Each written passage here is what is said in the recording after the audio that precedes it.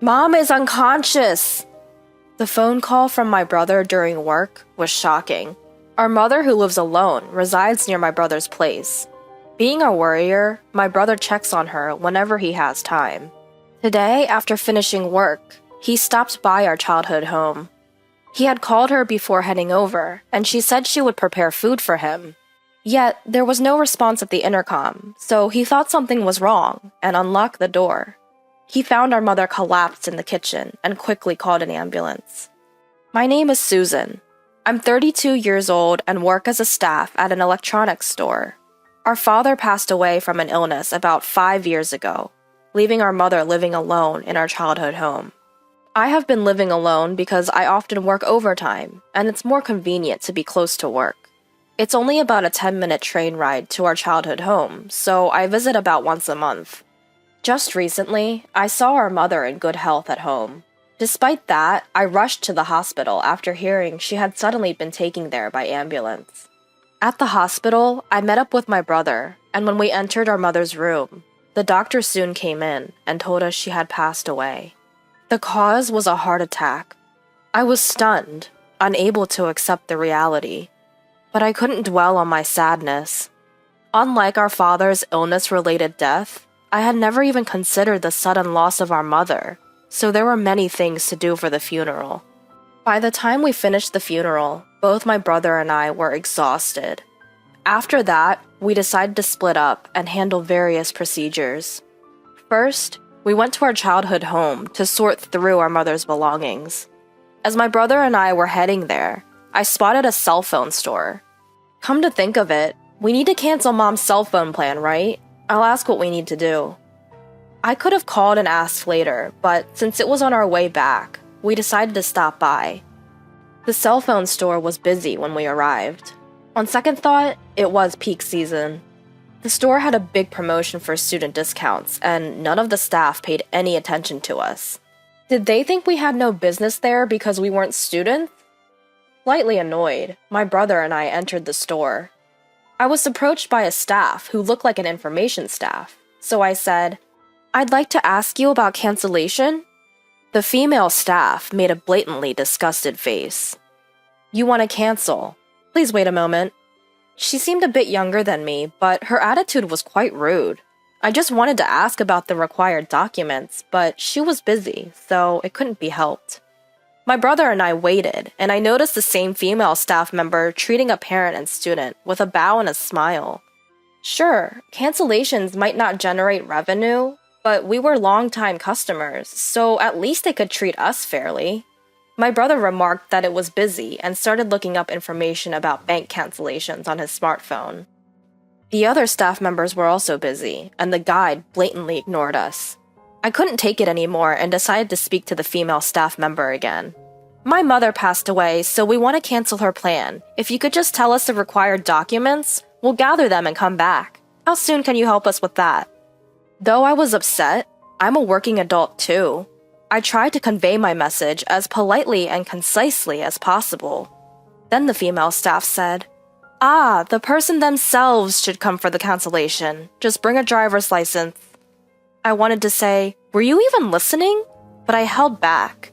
"So my mother has passed away, and we want to cancel on her behalf." As I said that, the female staff furrowed her brow. "As I said, we can't cancel it without the person themselves." Frustrated, I snapped, "I told you, she's deceased." Then the female staff laughed and said, "Well then, bring her bones." She made a shooing gesture. There was no point in staying here any longer. Let's just go home for now. My brother seemed upset as well. I glared at her and left the store with my brother.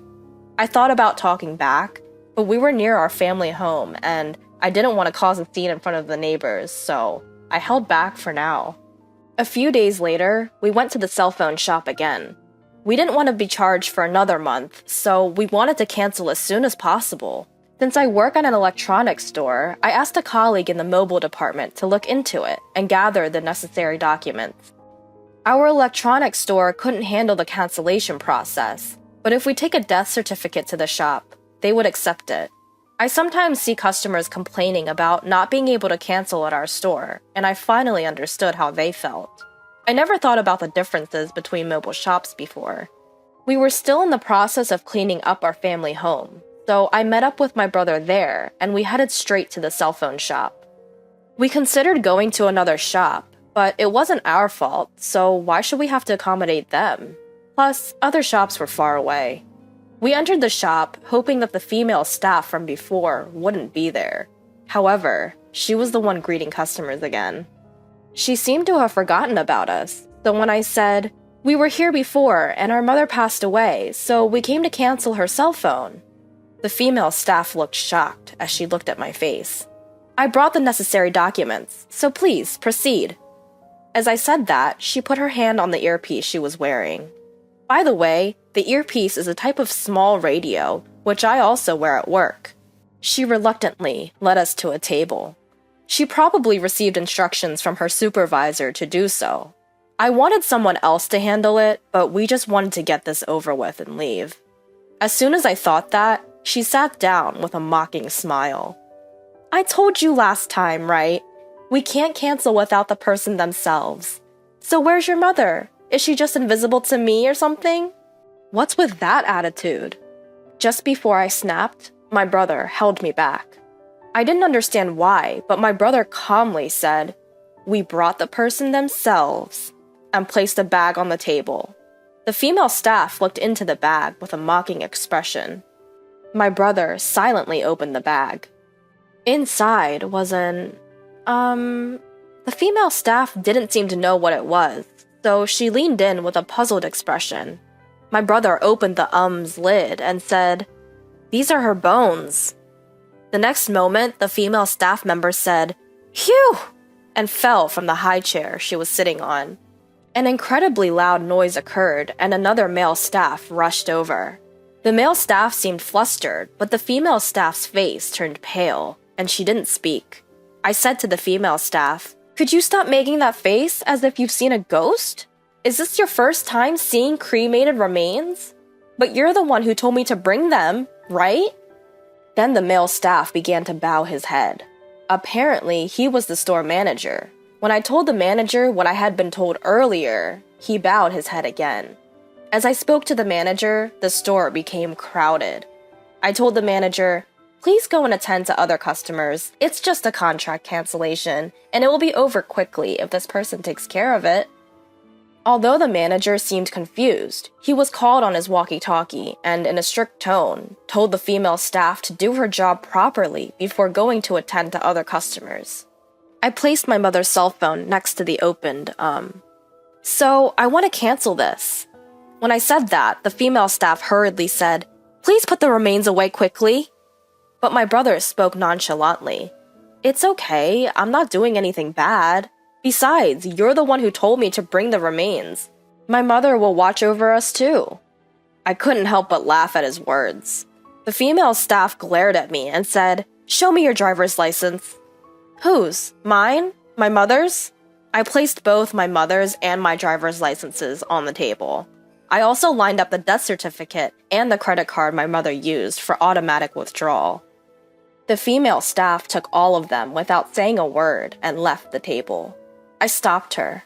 "Wait, don't just take them without asking. What are you using them for? You told me to show my driver's license, but you didn't tell me the purpose." "Oh, it's to confirm customer information."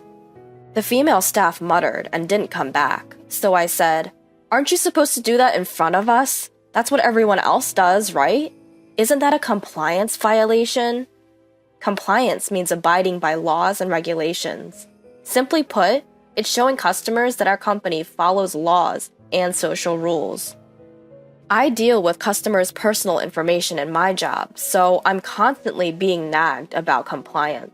It's even more strict in a cell phone shop that handles a lot of personal information, but this female staff showed no sense of urgency. I was also irritated by that. But she flinched when she heard the word compliance. The saleswoman hastily brought back the personal information she took, and brought a terminal where I can view the contract information instead. By the way, my brother, being aware of the surroundings, quickly puts away the and gives the female staff a cold look. The female staff seems to be concerned about the customers entering the store while dealing with us, and the conversation is not progressing smoothly. Then she says, "There will be an annual contract cancellation fee, which will be billed next month." However, I had checked with the person in charge of cell phones at my workplace that it would be waived. So I asked, "I heard that it would be waived if the contract holder passed away. Is that true?" Upon hearing this, she starts to look into it in a hurry. I sigh and take out my smartphone. I open the inquiry page on the cell phone company's website and show the official answer to the female staff. The female staff looks up and says, "Then it won't be charged, I guess," which irritated me. "Excuse me, what's with that attitude?" I couldn't help but say that, and she glared at me, but I continued. "I have no reason to be glared at for your lack of knowledge, and I've noticed you've been looking at other customers since earlier. Isn't that rude?"